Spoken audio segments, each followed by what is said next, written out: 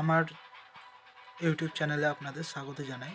আজকে আমি Canon G3010 তার ব্ল্যাকিং রিফিল করব, সেটা আপনারা দেখবেন কিভাবে করছি। তো চলো শুরু করা যাক।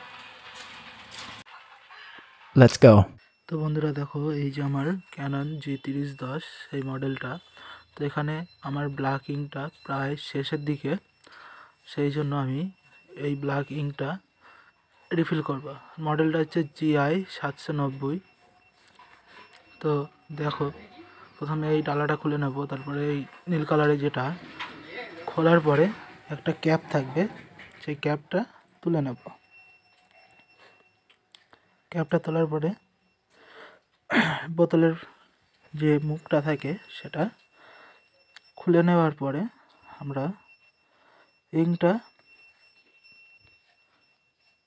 রিফিল করব।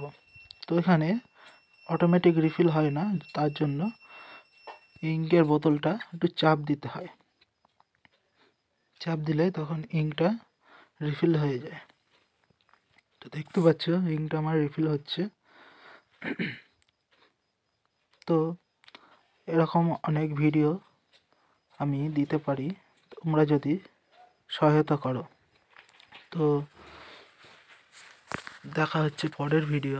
আর ভিডিওটা ভালো লাগলে তোমরা প্লিজ চ্যানেলটা সাবস্ক্রাইব করবে, আর পাশে থাকা বেল আইকনটি প্লিজ অন করে রাখবে। ধন্যবাদ। Thank you.